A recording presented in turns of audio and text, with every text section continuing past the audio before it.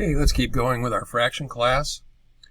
We have done some constructors, we've done arithmetic operators, we've done relational operators, we've done reduce and reduced, we've done toString, and there is one place here where you might have a problem, and that is if you divide by 0.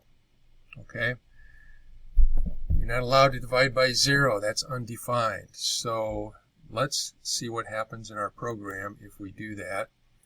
So let's, where do we do divided by? And actually I'm getting kind of tired of seeing all this output all the time, so I'm going to comment out a whole bunch of this stuff here.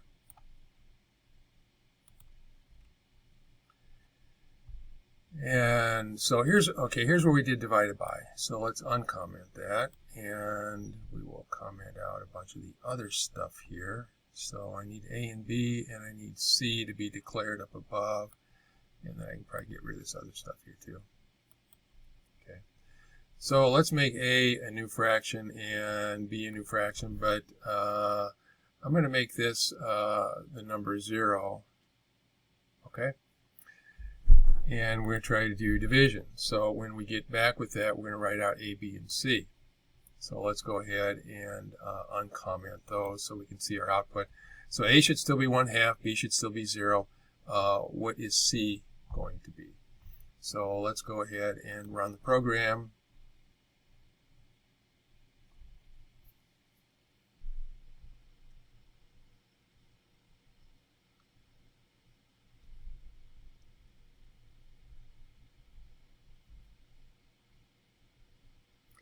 So C ends up being 1 divided by 0, 1 over 0, and we shouldn't allow that. So nothing blows up because we're not really doing any division here. But let's go back over to fraction, and let's see. Okay, let's see what we want to do here. We want to check to see if the numerator of other, that's what we're dividing by, other. So if the numerator of other, which is other.a, is equal to 0, then that's an error, and I want to do something about it. So what we're going to do here is we are going to throw an exception. If you try dividing by 0, with integers or floating point numbers, actually with floating point numbers, I don't think you could get an exception. But with integers, if you try dividing by 0, you get an exception. Some other things that will cause an exception. If you try to read from a file that is not there, you'll get an exception. So an exception is when something happens in your program that the program cannot recover from. Okay? If you try to open a file and the file isn't there, there's really not much more you can do. If you try to divide by 0, you get an invalid result, and you really don't want to continue after that either. So the system throws an exception, and you can throw your own, and that's what we're going to do here. So it's the word throw, new, and exception is an object, so you use the word new, and that should turn light blue, and it does. And then we just give a message for it. I mean, there's several versions here. The first one, you can see, has no arguments. If I try the second one, it allows us to give a message, and the third one allows us to give a message and pass on another exception. We want to do the one where you pass on a message. So we're going to say, we're going to do divide by 0 error. Or you could say something like division by 0 is illegal. Okay. Now, if that happens, so if the numerator of A, I keep calling it A, if the numerator of other is equal to 0, then this gets executed.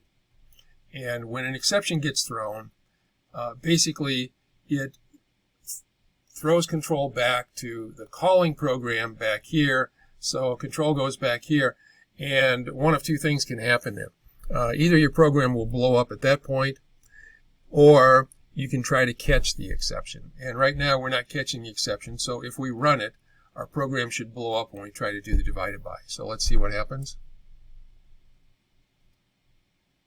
And down here in the bottom, we should get an error message telling us that, I'm sorry, it doesn't go down there, it's going up here, and it shows us the line where it occurred. And if you pause the mouse over A here, it should tell us that A is 0.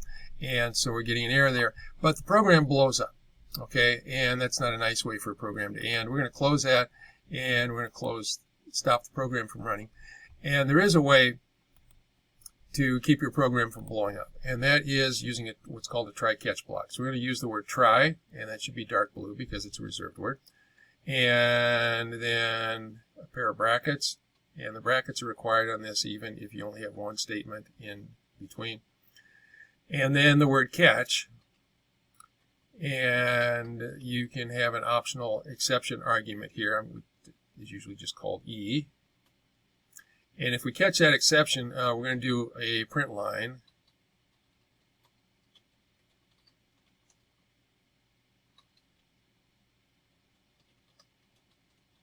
Now that's not much different from what we're doing. And actually I think what we'll do is instead of writing out our own message, we will write out the message that comes with the exception. And if I type E.M, the message that we created is the one that will be printed out. So it's going to print the same error message it did before. The difference is the program does not blow up because we caught the exception and we processed it with whatever was inside of the catch block here, which goes from here to here. And again, you need both curly brackets, even if there's only one instruction in here. So it will catch it. We will still get these values here. C will be 0 over 1 instead of 1 over 0 because we never get to the instructions that change the value of C. So now let's go ahead and run it. And the nice thing about this is it runs to completion. Okay, so C it tells us there's a divide by 0 error, and then we print out A and B and C, and the program comes to a normal end. So you can catch exceptions by, in your main program, if there's something that you can try that may cause an exception, that may do something illegal, you can put it inside of a try-catch block. This is probably not the best example of a try-catch block because I didn't mean to delete everything there. I meant to delete everything except where we call the divided by. So if you can catch the error on your own without having to throw an exception, then that's the way to do it. So what we should do here is just put an if statement. We can catch this before it happens. We can see if B is dot equals, and then I want to know if it's equal to 0. And unfortunately, the way we wrote our fraction, our equal program, is that it has to have another fraction passed in. So I'm going to pass in a new fraction. I've got to create one on the fly here, I guess.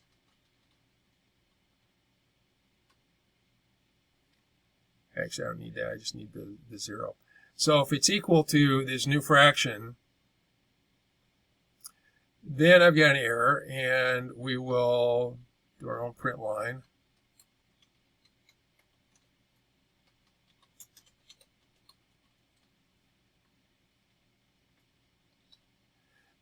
So we will only do this if my condition on top is false, and my condition will be false if it's not a 0. So the way it is now, I'm going to get cannot divide by 0 when I try to run this. Yeah, and I will never call the divided by function if the denominator is 0. So basically, that exception that I throw in there, it should, if I always do this before I try to divide, then that exception that I throw in there is unnecessary. Let's go ahead and run it. It may not be a bad idea to put that in, though, just to make sure that you don't do that someplace along the way. And there we go. So that is an example of throwing an exception and catching an exception in C#.